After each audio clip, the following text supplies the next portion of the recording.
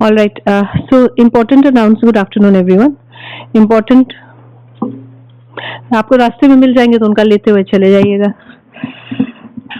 Important announcement for all of you for your upcoming terminal exams. The syllabus will be till this lecture. Okay. So congenital glaucoma will be included, and whatever I teach henceforth will come in your PUC. Okay. So everything that has been taught till congenital glaucoma, if I can finish it today, then this lecture. If it again postpones on to the next lecture, then the next lecture. But this is everything, right from anatomy, optics, ocular pharmacology, ocular physiology, refraction, errors of accommodation, conjunctiva, cornea, uvea, lid, lacrimal apparatus, cataract, I think retinoblastoma, retina, almost all of it except for RD.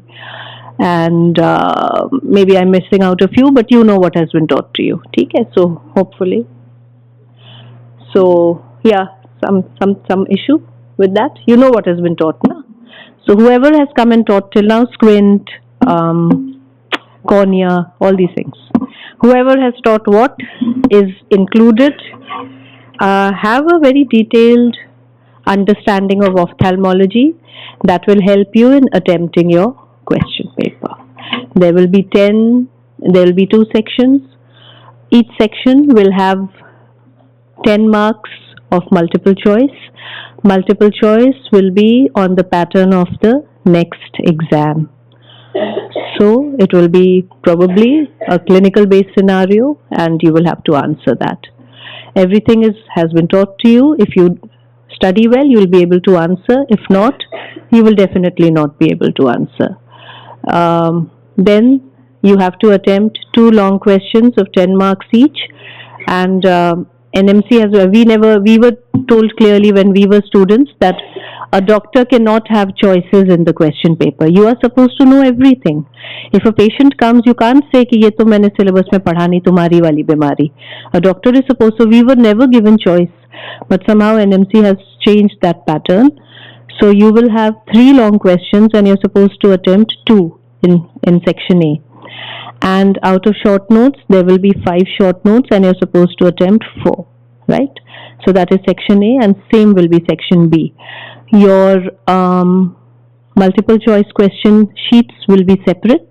They will be given to you and taken from you in the first half an hour, alright? And most probably the entire department will be there for the first half an hour to invigilate.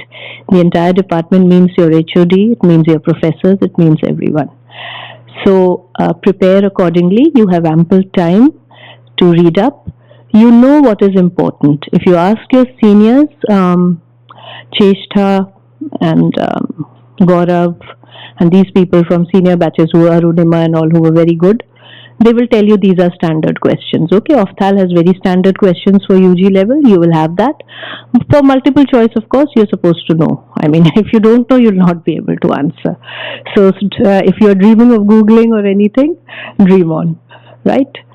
So with that happy introduction to your exams, let us continue with congenital glaucoma. I don't know what the questions are. This is what I've been told. I'm just conveying, all right? I don't know what the questions are. So don't be under the... I have not seen the paper. I have not been shown it also. But this is what I know. Anyway, so last time we studied Introduction to Glaucoma. There's a girl called Anjali Singh. Is she here? Yes, please stand up. Right. So, Anjali, how do we measure intraocular pressure? What kind of tonometer is Schiot's? Indentation tonometer. Which is more accurate out of the 2? Goldsman. All right. Schiot's accuracy is limited by what factors? Any ocular factors that you know of that may limit the accuracy? Thickness of cornea, all right. Anything that I told? Mentioned it just. Likha nahi hoga, but I mentioned it. Anybody? Very good. Who answered? X. Oh, very good. Good, good. So Sanya comes up. Good, good. ये होता है. Very good, Anjali. Please sit down. Scleral rigidity. अगर scleral rigidity बताएं, जो भी आंखें बहुत बड़ी होती है ना, it could be just a myopic eye, or it could be like she said, thickness of cornea, corneal edema, right? So अगर corneal edema है किसी eye में, cornea becomes soft and boggy. Yeah, it's a big eye. A bigger eye will have less scleral rigidity compared to a smaller eye, say a hypermetropic eye. So scleral rigidity अगर ज़्यादा है तो falsely low IOP आएगा. ठीक है, supposing उसका normal IOP 18 है तो लो स्क्लेरल रिजिडिटी में वो कम आएगा, है ना, 18 से कम आएगा, एंड हायर स्क्लेरल रिजिडिटी में हायर आएगा. सो दो Schiotz is pretty accurate in normal ranges, but high low में थोड़ा सा वेरी करता है, but it's all right.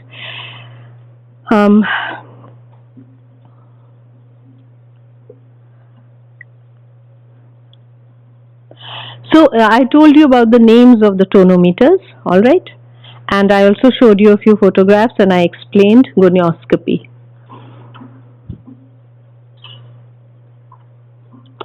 So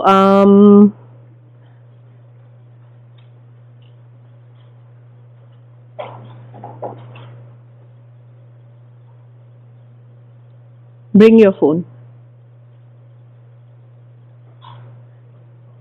Huh? Really?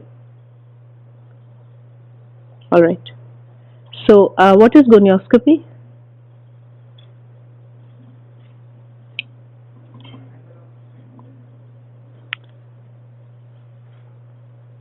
See, scopy, the word only says that we are doing something, right? Why will the angle of the anterior chamber is angle of the anterior chamber? उसको हम gonioscopy क्यों बोलेंगे? What is gonioscopy? I'm asking you. A method to view? Right. So why don't we view it directly? Why do we need a gonio lens to view the angle of the anterior chamber?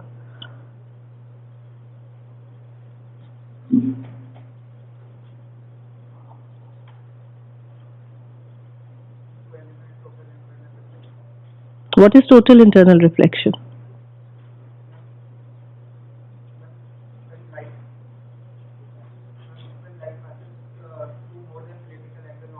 What is the critical angle, and which interface are we talking about here? Which interface? Air to eye? Cornea. Cornea air interface, right. So what is the critical angle for the cornea air interface? Anybody else? 46. Very good. 46. Correct. So these are some types of gonio lenses. What is the advantages of direct gonio? Whom to ask? The boy in the check shirt? Yeah.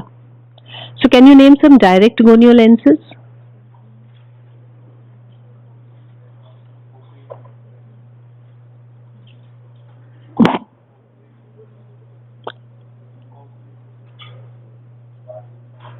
अरे बेटा पढ़ के तो बता दो. आप वो कौन सा शुभ मुहूर्त होगा जब आप पढ़ाई शुरू करेंगे? पंडित से आज ही मिल लेना, मुहूर्त निकलवा लेना. समय बीता जा रहा है, बहुत देर तक दुल्हन बैठी नहीं रहेगी मंडप में, उठ के चली जाएगी. ठीक है, मुहूर्त निकलवा के जल्दी से जल्दी पढ़ाई शुरू कर देना, वरना किपीज एंड बार्कन्स. ठीक है, किपीज एंड बार्कन्स, इनको डायरेक्ट गोनियो लेंसेज क्यों कहते हैं? तुम पिछले क्लास में थे? बताओ, बहुत देर तक मैंने समझाया था. Anybody from this group who would like to help him out? Nobody? Anybody here from here who would like to help him out? Why are they called direct gonio lenses? No, if you want to answer, I mean, go ahead. I can't keep asking the same Anjali again and again, so I'm changing the Anjali this time.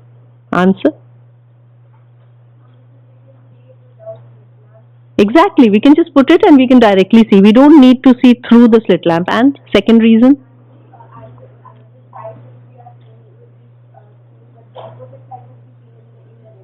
Right इसमें जो side को देख रहे हैं वही side दिखती है ना।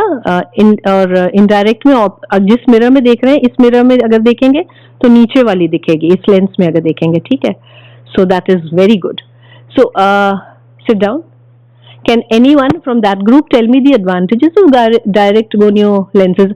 I'm just revising. Sit down. I'm just revising what I taught last time. Anybody from that group can tell me some advantages of direct gonio lenses?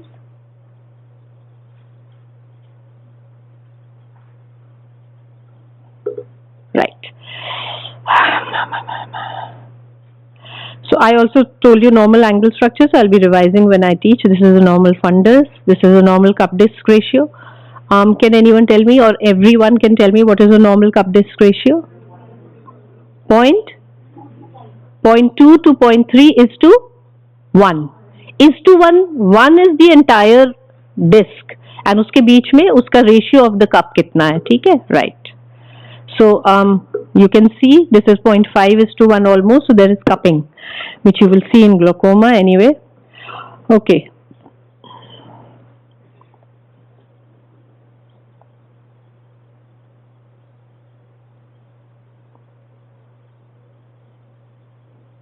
When you finish scrolling your phone, you can stand up. Yes, you. Yeah. Have you finished scrolling your phone? No. Okay. Right. So, can you define glaucoma for me?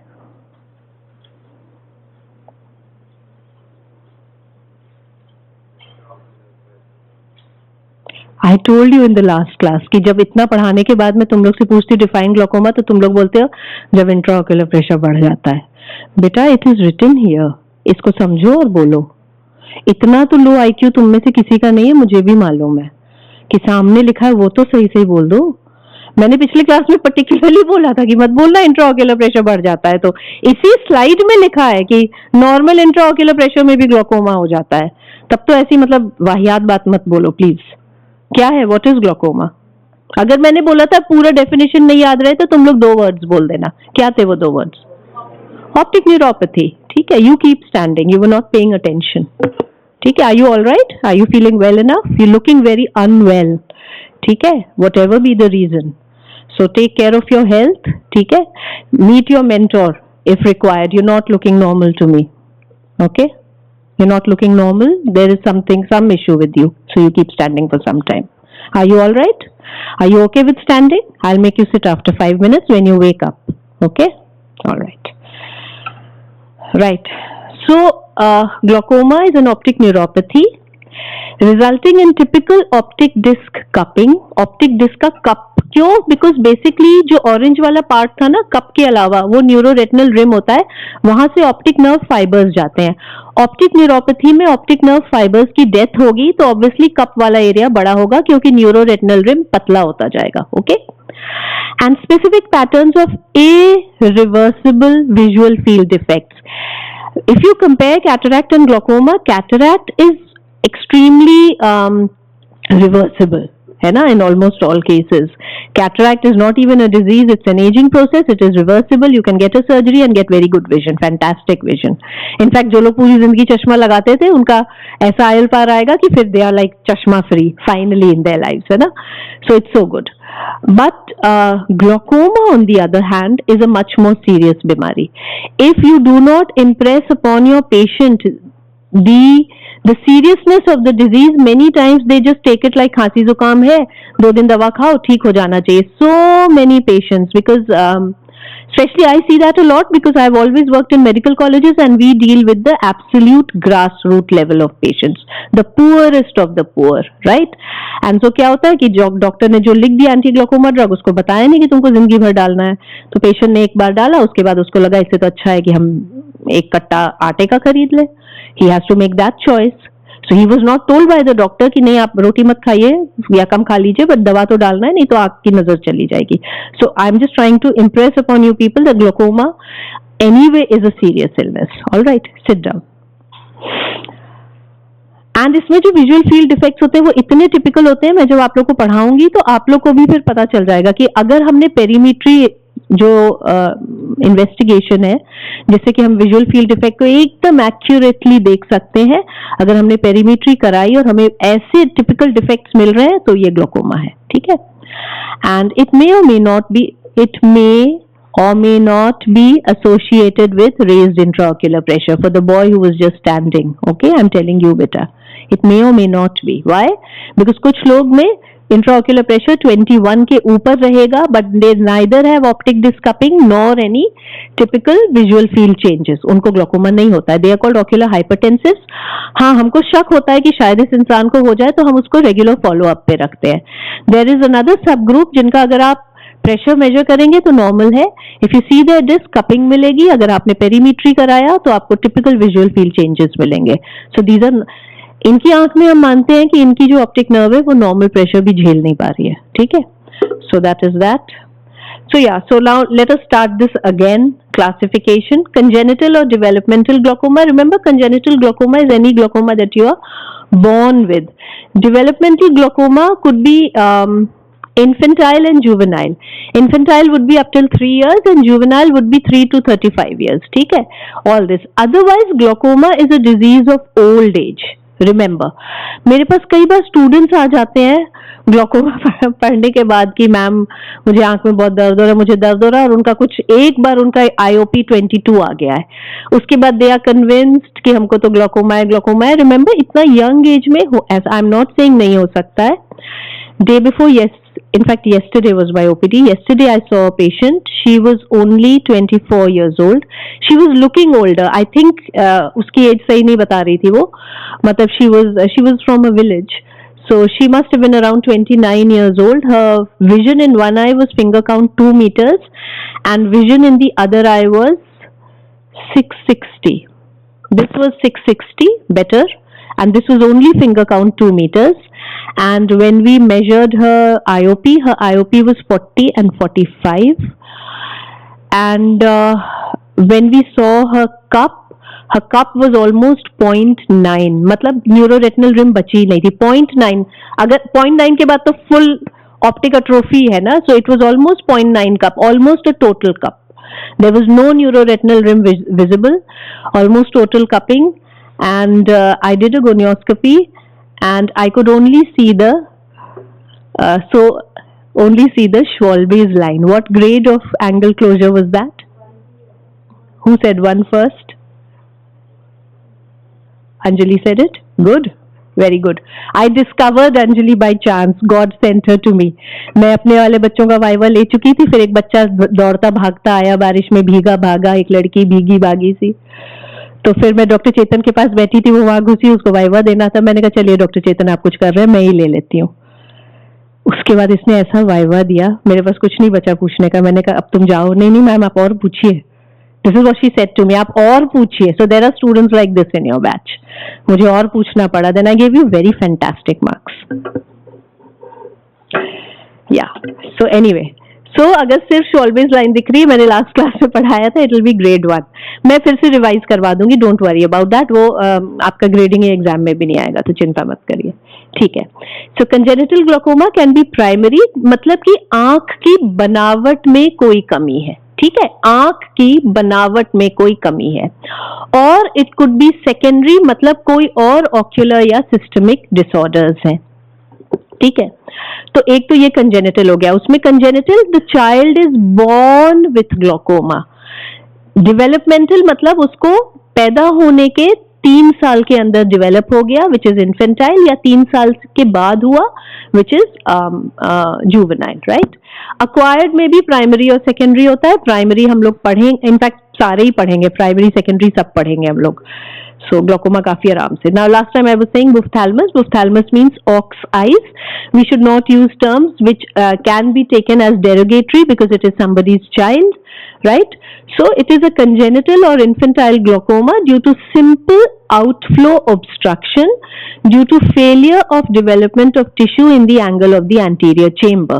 What is the outflow? Normal conventional outflow passage of aqueous. पहले तो एक बार हम revise कर लेते हैं। aqueous बनता कहाँ है? Non-pigmented, somebody said, very good, non-pigmented ciliary epithelium से, और फिर वो पोस्टीरियर चेंबर से प्यूपल के through angle of anterior chamber में सबसे पहले कौन से स्ट्रक्चर से बाहर जाता है? ट्रैबेक्युलर मेशवर्क। ट्रैबेक्युलर मेशवर्क के जस्ट पीछे क्या होता है? श्लेम्स कैनाल। श्लेम्स कैनाल के बाद क्या होता है? इंट्रास्क्लेरल वेसल्स, ठीक है, और चैनल्स कह लो, और उसके बाद एपीस्क्लेरल चैनल्स, और उसके बाद वो कंजंक्टिवा के नीचे दो जाके डिफ्यूज होकर एब्जॉर्ब हो जाता है। So that is the conventional pathway. एक यूवियोस्क्लेरल पाथवे भी होता है जो हम बाद में पढ़ेंगे, ठीक है।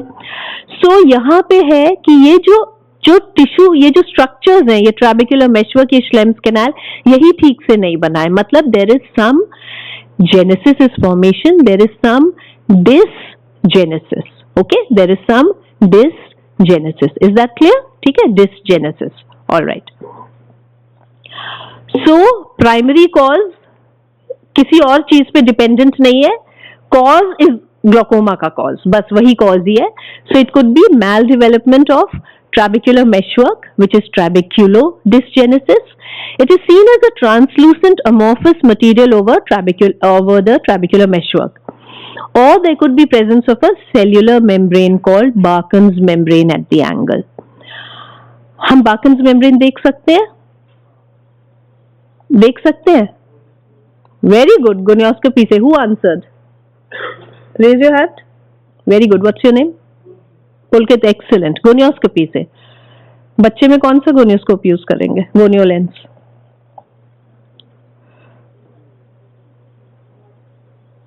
एनीवन?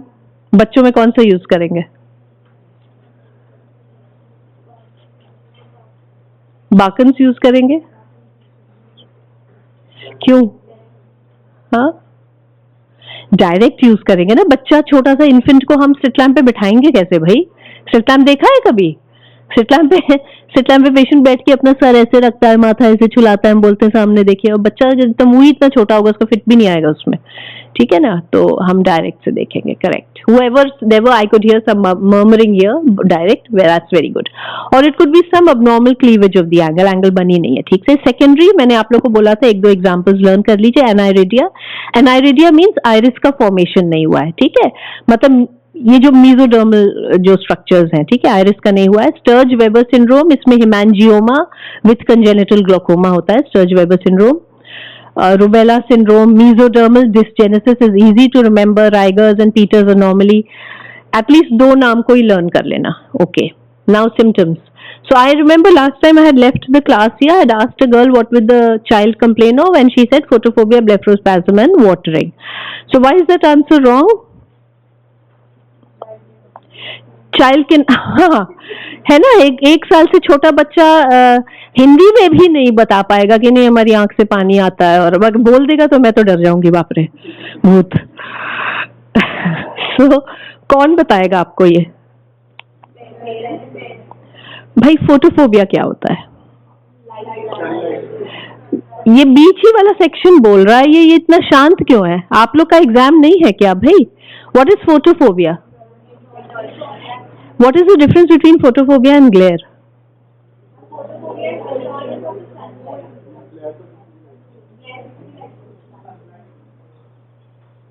ग्लेयर किसी भी लाइट से हो जाता है और फोटोफोबिया सनलाइट से होता है। वाह,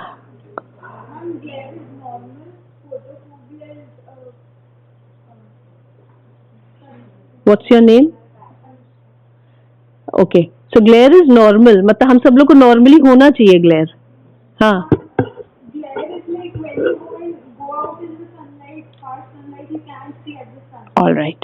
And photophobia is when a normal person is sitting and they cannot, look in the light.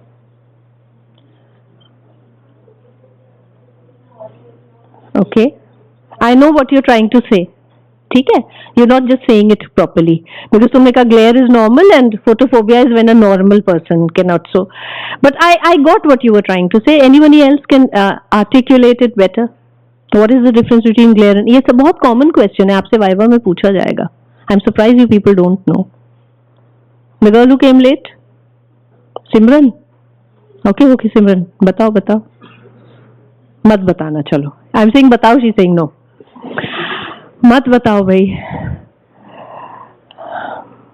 The girl sitting all alone here, yeah, बेटा बताइए, what is the difference between glare and photophobia?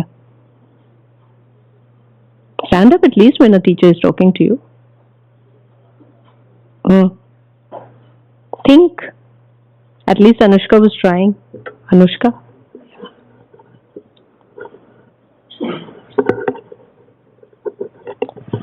आप लोग ने कोई भी बीमारी अभी तक पढ़ी है? कॉर्निया की, यूविया की पढ़ी है?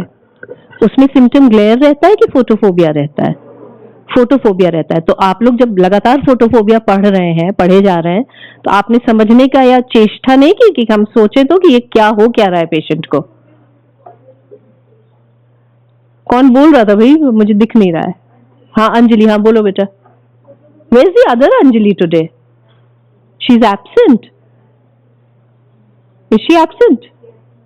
So there's always one Anjali जो पूरे क्लास का लोड अपने शोल्डर्स पे उठाए रहती है। Good Anjalis, nice. हाँ बताओ बेटा।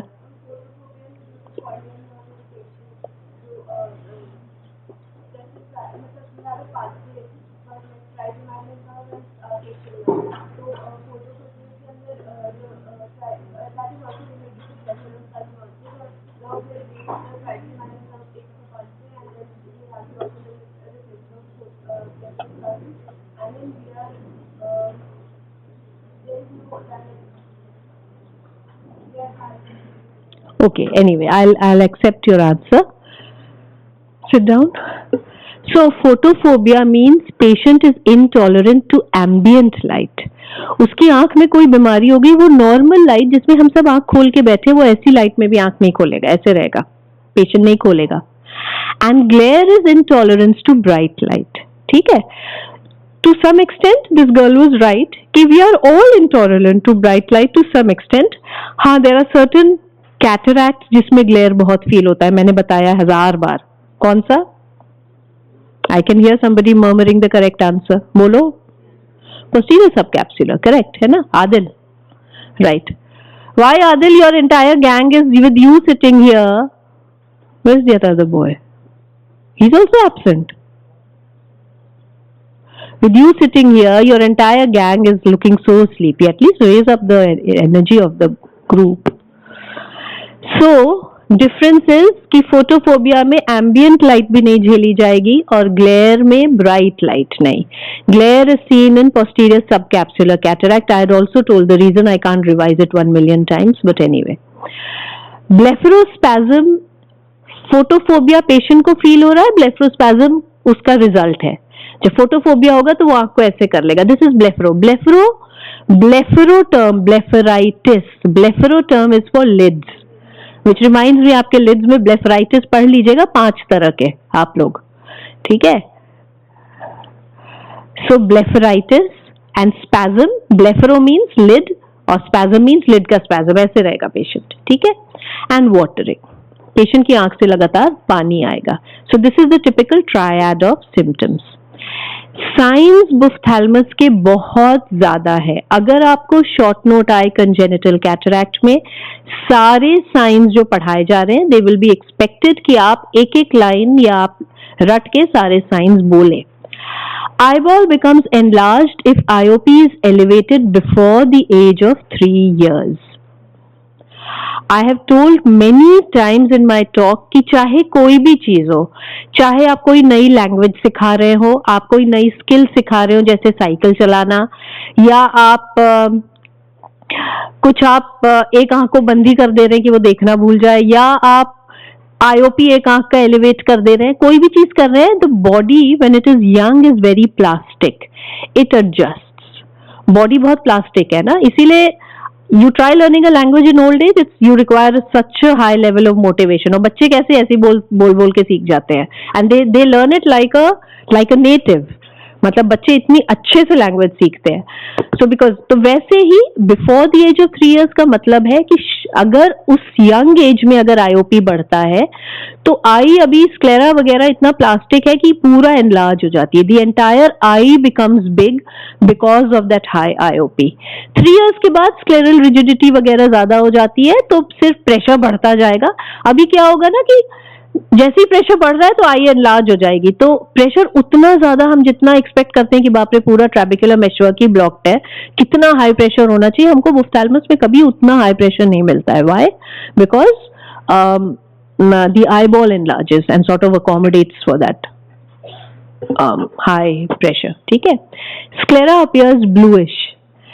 आप लोग को किसी और कंडीशन में पता है जिसमें ब्लू स्क्लेरा मिलता है? अरे एनीवे चलो छोड़ो, इसमें क्यों मिलता है ब्लू स्क्लेरा? ये तो बहुत कॉमन मल्टीपल चॉइस क्वेश्चन है। Blue sclera is seen in, हाँ वेन्स नहीं, कुछ और। स्क्लेरा के नीचे क्या होता है? स्क्लेरा के नीचे क्या होता है भाई? कोरोइड होता है। ठीक है, कोरोइड जो है ना उसको यूविया भी कहते हैं, यूवियल टिश्यू। एक्चुअली देखें अगर आप यूवियल टिश्यू तो आपको बहुत ही, जैसे हम आई को जब इविसरेट करते हैं, जैसे किसी की आई परफोरेट हो गई है तो हम अंदर से पूरा कॉर्निया काट के और सब कुछ अंदर का निकाल देते हैं खरोच खरोच के, उसको इविसरेशन कहते हैं। सो यूवियल टिश्यू को अगर आप ऐसे देखेंगे तो बहुत ब्लैक लगेगा, आइरिस भी हम लोग का ब्लैकिश ब्राउनिश लगता है। ठीक है, but actually it has a purplish tinge, right? So uvea term, I think it stands for a certain kind of that black grapes जो होते हैं, it stands for that. क्योंकि अगर हम total uvea को एकदम एक साथ पूरा निकाल लें तो वो ऐसे करके जो दिखेगा, that it appears like that grape, that black grape. So anyway, जब स्क्लेरा लगातार आईबॉल एक्सपैंड हो रही है तो स्क्लेरा की बहुत थिनिंग हो जा रही है, और थिनिंग की वजह से नीचे से यूविया झलकने लगता है, एंड इसीलिए बच्चे की आई थोड़ा सा ब्लूइश लगने लगेगी। रिमेंबर, छोटे बच्चों की आईज नॉर्मली भी ब्लूइश लगती है क्योंकि उनका स्क्लेरा उतना थिक होता नहीं और सब चीज इतना अच्छा सुंदर ताजी ताजी आंख रहती है, तो हल्की सी एक ब्लूइश टिंज होती है। और आप ऐसे किसी गांव वाले की आंख देखें जिसकी जो बेचारा, जिसने पिछले 40 साल से वो खेत में काम कर रहा है, तो उसका आप देखेंगे कि उसके कंजंक्टिवा के नीचे भी पिगमेंटेशन हो गया है, उसकी स्क्लेरा भी एक अजीब सा डस्की ह्यू लिए हुए है, क्लैरिटी नहीं रहती है ना। There such a difference between newborn eyes and older eyes, right? So anyway, sclera appears bluish because of thinning of sclera and little bit of uvea which is under it showing through, right? Cornea is enlarged, globular, steamy and sensation is diminished. Cornea भी बहुत enlarge हो जाएगा। Globular मतलब enlarge होके थोड़ा सा ऐसे, उसका जो जैसी कॉन्वेक्सिटी उससे थोड़ा ज्यादा कॉन्वेक्स लगेगा। स्टीमी मतलब हेजी हो जाएगा। कॉर्नियल सेंसेशन भी डिमिनिश हो जाएगा because of stretching of nerves and all that. Haab's striae, Haab's striae. Have you people been taught keratoconus? Yes. कौन से स्ट्राया मिलते हैं उसमें? Who answered first? Oh, very good. But I've forgotten your name though. Pulkit, excellent. Excellent, very good. Walk Straya. You know, this is very surprising कि जो lecture बहुत पहले हुआ है अगर उसका जवाब कोई बच्चा दे देना, that's really very good. That's excellent, क्योंकि किसको याद रहता है, मतलब लोग लास्ट में एग्जाम में ही पढ़ते हैं। Very good Pulkit, that was walk striae, VOGT''S, and this is हैब स्ट्राया। सो व्हाट आर हैब स्ट्राया? जब कॉर्निया एकदम एनलार्ज होने लगता है तो कॉर्निया की कितनी लेयर्स है? 6 लेयर्स है। ठीक है, तो एक उसमें से लेयर है डेसिमस मेम्ब्रेन। तो डेसिमस मेम्ब्रेन में ब्रेक्स आने लगते हैं, इतना एनलार्ज नहीं हो पाती है वो, ठीक है, थोड़ी रिजिड रहती है। तो उसमें जो ब्रेक्स आते हैं उनको हैब स्ट्राया कहते हैं। Haab striae more horizontal, Vogt striae more vertical, right? So horizontal lines on the back of the cornea are healed breaks of the Descemet's membrane. Anterior chamber becomes deep. इतना जब cornea ऐसे globular हो जा रहा है तो anterior chamber is the space between the, stand up, what did I say just now? Are you even listening? You can't zone out, na? These all things will help you become a good doctor. How can you just zone out? What can be so important? What did I just say? What's your name? Rajiv. Rajiv, why are you zoning out like that? I can see a few others. If you please zone out, then I'll make you stand up. I'm sorry. Why are you not listening? Are you so good? Have you already decided कि इस exam में तो मैं fail होने वाला हूँ? बेटा ये जो 2-4 बच्चे अच्छा जवाब दे रहे हैं, तुम प्लीज मेरी बात मान लो, वो वही 2-4 ही हैं। बाकी 95% बच्चों को अभी भी कुछ नहीं आता है। अगर आप उसमें से एक है तो दुखी मत होइए, आपके पास अभी 18 दिन है, पढ़ लीजिए 18। हम लोग ऑफ्थैल और ईएनटी मेडिसिन सर्जरी गायनी के साथ पढ़ते थे, ठीक है। तुमको मैं बताऊं, हमने पूरी आई के लिए कितना दिन रखा था रिवाइज करने के लिए। और हम लोग तुम लोग मेजोरिटी जैसे पढ़ते हो ना, मार्क करके थोड़ा सा पढ़ लिया और जो पढ़ा वो भी नहीं आता है, उसका थोड़ा डेप्थ में पूछ लो तो नहीं आता है। हम लोग पढ़ते थे फर्स्ट पेज से लेके लास्ट पेज तक रट लेते थे। मतलब मैं रटने से, मेरी किताब बहुत छोटी थी, खुराना जैसी बड़ी नहीं थी, चैटर्जी नाम की किताब थी, वो पढ़ते थे हम लोग। बट रटने से मेरा मतलब है कि किसी पन्ने का कुछ पूछ लो, मैं ऊपर से नीचे तक उसको बोल सकती थी। उसके लिए एफर्ट जाता है, ठीक है ना। पता है कितने दिन में हम लोग ऑफ्थैल पढ़ते थे? क्योंकि हमें ऑफ्थैल और ईएनटी पढ़ के साइड करना पड़ता था, नहीं तो मेडिसिन सर्जरी में फेल हो जाते। जब मेडिसिन सर्जरी गायनी जैसे बड़े बड़े सब्जेक्ट है तो कौन ऑफ्थैल ईएनटी को टाइम दे पाएगा? 3 दिन में, 3 दिन में entire ophthal from end verbatim, like Hanuman Chalisa we would learn it verbatim. So if you are zoning out thinking that there are few people who know so much and I don't know anything and let me now just, I'll give up, let me not even try to listen to this class or even study, don't think that. 95% children don't know anything. This is the time to study from today up till 18th. This is the time to burn the midnight oil. You are strong, at least compared to you will have more stamina than Sanya. If she is studying more than you, she is compromising her health. Let me tell you that. Let me tell you that. You have more stamina. You can study for 20 hours in a day if you want to, because you're built strong. You have that advantage. Use it. Who is stopping you? Sit down. Don't zone out like that. Do you have an issue with me speaking in English? I'll teach in Hindi. I have no problems. Last time I had given, some time I had given feedback forms. Except for one child, everyone had given very valid feedbacks. Okay, very valid. I was very happy. There was no buttering. There was nothing. Very valid feedbacks and very balanced. I was very proud of all of you for giving such wonderful feedbacks. One of the main complaints was that we want more cases to be shown in practicals. I went and conveyed that message, right, to my PGs. But if you are ever posted in clinics, it also depends on you how many cases you are shown.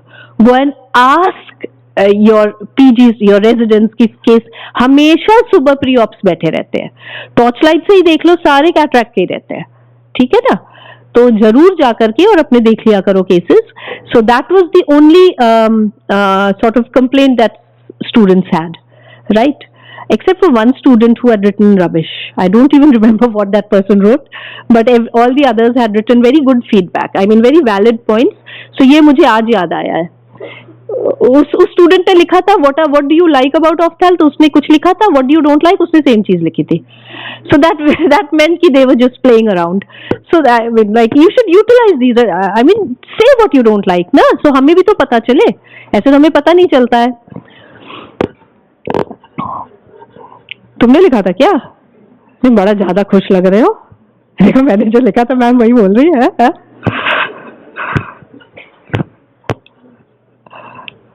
Anterior chamber क्यों deep हो जाता है? ऑफ्थैल्मस में anterior chamber क्यों deep हो जाता है? Because cornea बहुत ही एनलार्ज्ड और गॉब्यूलर है। कॉर्निया और आइरिस के बीच की जगह है। अरे कॉर्निया ऐसे है और आइरिस यहाँ है तो इतना ही डीप है, कॉर्निया ऐसे हो गया तो इतना डीप हो गया। कॉमन सेंस, ठीक है। Iridodonesis with patches of atrophy. What is आइरिडोडोनेसिस?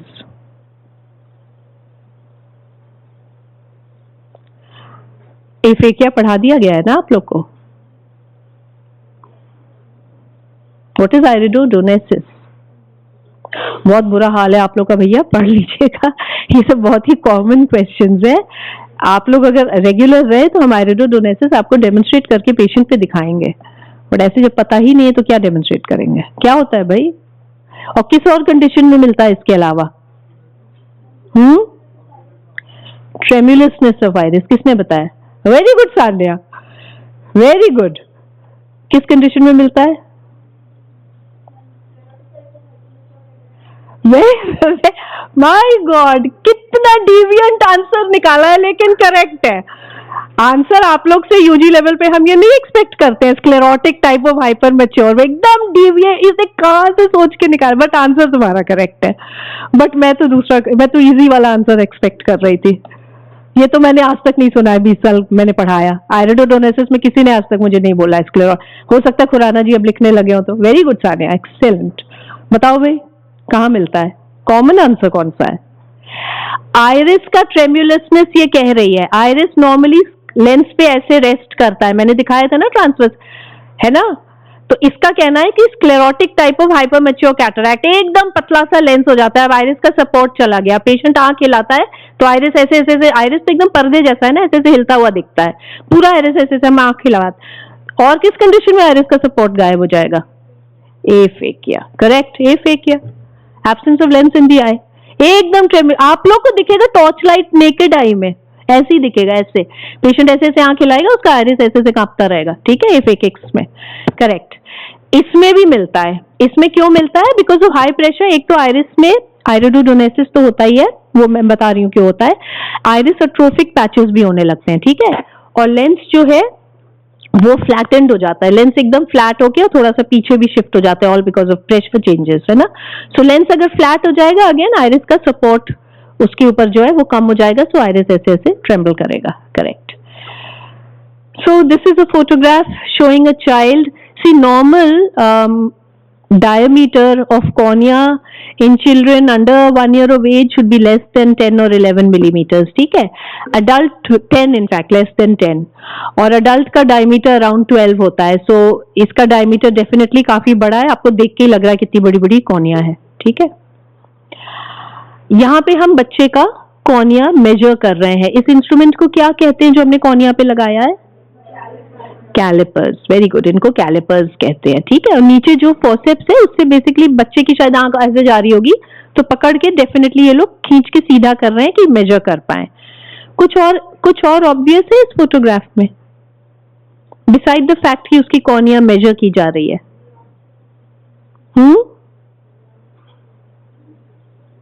कुछ और, एनीवन हु इज ऑब्जर्वेंट? बहुत ऑब्वियस एक और चीज है, दिख रहा है क्लियरली, हाँ, कंस्ट्रिक्टेड आंख, कंस्ट्रिक्टेड प्यूपिल। क्या जा रहे हो, कितना बड़ा प्यूपिल हो भाई? 2 to 4 मिलीमीटर्स होता है, ठीक है प्यूपिल तो। और कुछ किसी को दिख रहा है?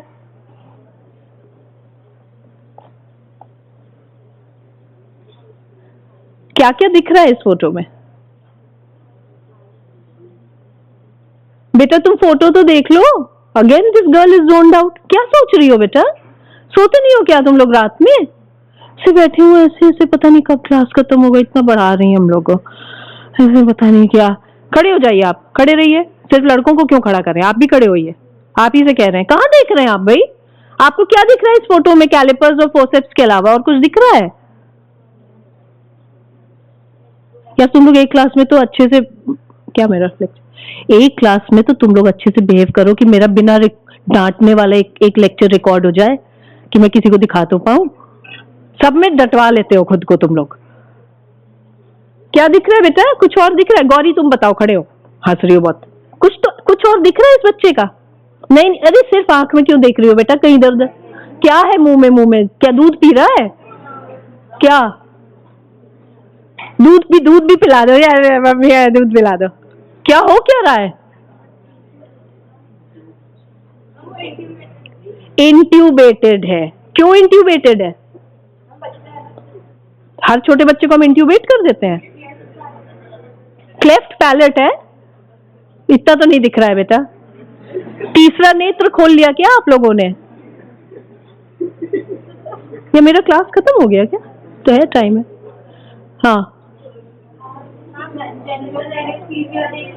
हाँ, जनरल एनेस्थीसिया में है भैया। कौन इतना छोटा बच्चा ऐसे आंख खोल करके कैलिपर्स रखवा लेगा? रोएगा नहीं?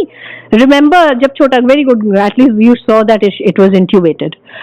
जब छोटे बच्चे का हमें कुछ फंडस वगैरह देखना है, और अगर बच्चे ने कसम खा ली, आप तो खड़े रहिए, कि हम रोने जा रहे हैं, तो बच्चे ने ऐसे अगर करके रोना शुरू कर दिया, आप लाख कुछ कर ले, आप उसकी आईलिड खोल नहीं पाएंगे, आप देख नहीं पाएंगे। तो ऑब्वियसली आप या तो बच्चे को सिडेट करेंगे, आइडियली हमारा सारा एग्जामिनेशन अंडर एनेस्थीसिया होता है, ठीक है। सो अंडर जनरल एनेस्थीसिया आप क्या मेजर करेंगे? पहला कॉर्नियल, ये क्या दिख रहा है? ये क्या है? अभी बोला था केराटोकोनस में वॉक्स स्ट्राया होता है, ये कौन सा स्ट्राया है? हैब स्ट्राया। याद रखना, छोटा बच्चा बोल रहा है आई हैव स्ट्राया, ठीक है, ऐसे याद रहेगा। ये क्या है? आई, ये क्या है? अच्छा यार बड़े जोकर हो तुम लोग। अगर ये हैब स्ट्राया है, दूसरे वाले में भी कैसे हो सकता है? ये कुछ और होगा। अरे बेटा ये भी हैब स्ट्राया है, ये हैब स्ट्राया क्या है? व्हाट आर हैब striae? I assume you said right. Anyway, fundus may show cupping of the disc, but it may regress if the IOP is normalized. मैंने लिखा है may show cupping, इसलिए क्योंकि क्या होता है ना, जैसे ही IOP बढ़ता है आईबॉल का साइज बढ़ जाता है, तो इतना प्रेशर नहीं होता है कि ऑप्टिक नर्व डैमेज हो, ठीक है। सो कपिंग लेकिन दिख सकती है बट बहुत ज्यादा नहीं होती है। IOP is not very markedly raised. Refractive error मुझे लिखना नहीं चाहिए था, myopia due to increase axial, मुझे लिखना नहीं चाहिए था। Refractive error is myopia due to increase in axial length. कौन सा मायोपिया होगा? जो लड़की खड़ी है बताओ, इंक्रीज इन एक्सियल लेंथ से कौन सा मायोपिया होगा? सब तुम्हारे चारों तरफ बोल रहे हैं, मुझे यहां तक सुनाई दे रहा है। क्या नाम है भाई तुम्हारा? है एक्सिया मायोपिया? कौन सा? एक्सियल मायोपिया क्या होता है? My God, you're so clueless about ophthalm, बेटा. Please start studying. What will you do in your exams? मुझे तुम्हारे लिए डर लग रहा है. And I'm sure there are many like you. Sit down. आप भी वो जब पंडित से निकलवा ले मुहूर्त, उसके पास भेज देना. एग्जाम का मुहूर्त निकलवाइए, अच्छी तिथि, अच्छा दशा देखते हुए पढ़ाई शुरू कर दीजिए. अच्छे मुहूर्त में शुरू करेंगे तो स्पीड बनेगी, ठीक है. तो ये पंडित से दिखवाएगा अपना मुहूर्त, उसके बाद तुम भी दिखवा लेना आज ही. My question is for the intelligent students now. ऐसे कैसे छोड़ दे, इतना कम मुझे आज पढ़ाना है. Refractive error myopia due to increase in axial length. Now my question is, the myopia is not as much as can be expected from the axial length. It is less than that. Why?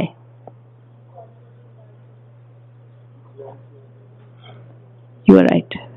That is one answer. Lens के flattening से क्या होगा? Divert.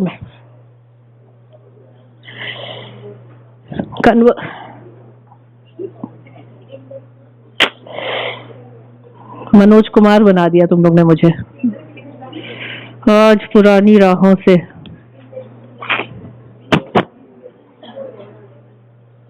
इसका answer मैंने पिछले slide में दे दिया है. मायोपिया हम एक्सियल लेंथ से, एक्सियल लेंथ अगर उस बच्चे की मेजर करें और हम सोचेंगे कि जितना एक्सियल मायोपिया होना चाहिए उतना नहीं होगा, उससे थोड़ा कम होगा. व्हाट आर द फैक्टर्स जो मैंने पिछले स्लाइड में बताए थे which are causing a hypermetropic shift? है, होता तो मायोपिया है बिकॉज ज्यादा तो एक्सियल लेंथ ही बढ़ती है, बट वो दोनों चीजें थोड़ा सा हाइपरमेट्रोपिया करा रहे हैं या शिफ्ट टुवर्ड्स हाइपर. तो बैलेंस में मायोपिया ही होगा, नेट मायोपिया होगा. But what were those factors? Flattening of the lens and backward displacement of the lens, ठीक है, दीज टू. एनीवे, मैनेजमेंट आप एग्जामिनेशन अंडर एनेस्थीसिया करेंगे. Measurement of corneal diameter, diameter greater than 11 millimeters before 1 year of age or greater than 13 at any age is suspicious. Normal corneal diameter is? Normal corneal diameter is? तुमसे क्यों पूछेंगे, बैठे रहो. आदिल से पूछ रहे हैं. तुम हंसो बस, बैठो. तुम्हारी स्माइल अच्छी है, बैठ के मुस्कुराते रहो. तुमको मैं स्माइलिंग का 2 marks दे दूंगी, बाकी 10 में 2 ही मिलेगा तुमको. तुमसे पूछ रहे नॉर्मल कॉर्नियल डायमीटर है 10. किसका बता रहे हो बेटा? कुत्तों का? ह्यूमन आई का पूछ रहे हैं. और कुत्ते का भी फिर साइज पे डिपेंड करेगा, बड़े कुत्ते का तो ज्यादा होगा ना. ह्यूमन आई का पूछ रहे हैं. Where is Siddharth bhai? I can't see him. He's again absent. He's absent a lot. he will not get good marks if he is absent like this, no matter how well he performs. बैठ के पढ़ रहा होगा, घोट रहा होगा बैठ के, इतना सब घोट लेता है वो, बैठ के पढ़ रहा होगा, I'm 100% sure. Anyway, I'll tell something today and I can't make the question paper, but anyway, I was thinking I'll tell something and I'll ask Dr. Chetan to put it in the question paper. So, normal corneal diameter, अरे किसका बता रहे हो बेटा, adult का पूछ रहे हैं? नहीं, एनाटॉमी से पढ़ना शुरू कर दीजिए आप लोग. 12 मिलीमीटर होता है. IOP is measured by Perkins handheld applanation tonometer. ठीक है, should be less than 10 millimeters of Hg. IOP हम बच्चे के आंख में ऐसे श्योर्स तो क्या ही डालेंगे, स्क्लेरल रिजिडिटी बहुत लो होती है, हम गोल्डमैन पे करा नहीं सकते क्योंकि बच्चा स्लिट लैम्प पे बैठ नहीं पाएगा, तो हम हैंड हेल्ड एक टोनोमीटर होता है पर्किंस, उससे बच्चे का देख लेंगे IOP. ठीक है, ओटी में. और गोनियोस्कोपी कर लेंगे डायरेक्ट गोनियो लेंस से. आपको डायरेक्ट गोनियो लेंसेज के नाम पता है. अब मैनेजमेंट में सबसे पहले एक्चुअली ट्रीटमेंट इसका सर्जरी है. आप लोगों ने पहले ही ट्रीटमेंट पिछले क्लास में बता दिया था कि मैम अगर मेम्ब्रेन है हमको वो मेम्ब्रेन काट देनी चाहिए, और वही ट्रीटमेंट है. ठीक है, you just cut that membrane, but you can not make an incision and an opening in an eye which has a high pressure. All right, so share the joke with me or keep quiet. You can share the joke with me. I'll also laugh if I find it funny. Otherwise, keep quiet, please. There's another teacher waiting, है ना, already. So medical treatment, आप पहले उसको anti glaucoma drugs they करके और उसका pressure कम करेंगे, उसके बाद आप सर्जरी करेंगे. सर्जरी 3 तरह की है, ट्रैबेक्यूलोटमी या ट्रैबेक्यूलेक्टमी. गोनियोटमी में कुछ नहीं करना है.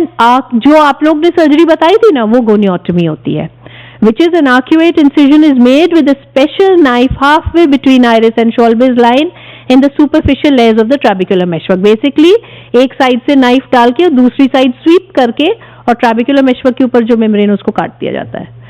ट्रैबेक्यूलोटमी में I'll just show you उसमें क्या किया जाता है. ट्रैबेक्यूलोटमी में फर्स्ट इमेज जो A वाली है उसमें कंजंक्टिवा हटाया गया है और एक सुपरफिशियल टॉकिंग डोंट टॉक भाई, एक सुपरफिशियल स्क्लेरल फ्लैप बनाया गया है. स्क्लेरा की को ही स्प्लिट किया गया है. ठीक है, again I will say anyone who likes doing fine surgery please take ophthalm. Sclera is 1 millimeter and we are splitting it. ठीक है, कितना मजा आता है करने में. You will be playing a game all your life. It is so, इतना मजा आता है करने में. So you have split the sclera in photograph B and you have raised the superficial flap. अब आपका नीचे स्क्लेरल बेड है, उस स्क्लेरल बेड में एक वर्टिकल इंसिजन लगाते हैं. ठीक है, ये जो ब्लेड की शैडो दिख रही है या पता नहीं ब्लेड है, फोटोग्राफ नंबर C में इट्स 11 नंबर का ब्लेड, BP ब्लेड नंबर 11. उसके बाद आपने एक इंसिजन दिया. इंसिजन जैसे ही आप देंगे, this is the area of the Schlemm's canal, तो श्लेम्स कैनाल से थोड़ा सा एक्वस बाहर आएगा, यू कैन आइडेंटिफाई इट. फिर एक ऐसे करके ट्रैबेक्यूलोटोम आता है, मतलब इस तरह का होता है, ऐसे यू शेप्ड. ठीक है, 2 प्रॉन्ग्स होते हैं, उसके एक प्रॉन्ग को उस श्लेम्स कैनाल में डाल के और ऐसे करके स्वीप कर दिया जाता है. सारा वो उसके आगे का जो ट्रैबेक्युलर मेशवर्क और श्लेम्स कैनाल का जो एंटीरियर सरफेस है उसको तोड़ देता है. तो पहले इधर से डाल के इधर तोड़ दो, उसके बाद इधर से डाल के इधर तोड़ दो. बेसिकली आपने एक पैसेज बना दिया है, right. So this is trabeculotomy. Again ये ट्रैबेक्यूलोटमी दिखा रहे हैं, थोड़ा सा मैग्निफाइड है. सुपरफिशियल स्क्लेरल फ्लैप उठा दिया गया होगा, स्क्लेरल बेड में एक वर्टिकल इंसिजन दिया है, वहां पे आपको I can't even, I mean I don't know, he is locked the pointer inside. Anyway, so वहीं पे जहाँ पे इन लोग प्रोब डाल रहे हैं, ट्रैबेक्यूलोटोम डाल रहे हैं. ठीक है, and they are just sweeping it inside. Here, oh, this is a lovely photograph. You can see the trabeculotome. One is inside the scleral, the Schlems canal, and one is on top as a guide. और उसको फिर ऐसे आगे SVEEP कर देंगे into the anterior chamber. तो उसके आगे का सारे trabecular meshwork वगैरह सब टूट जाएगा and there will be a free pathway. The handle of the trabeculotome is rotated and the lower arm is pushed forward through the trabecular tissue into the anterior chamber. Right? That's the end. Chalo. Thank you so much.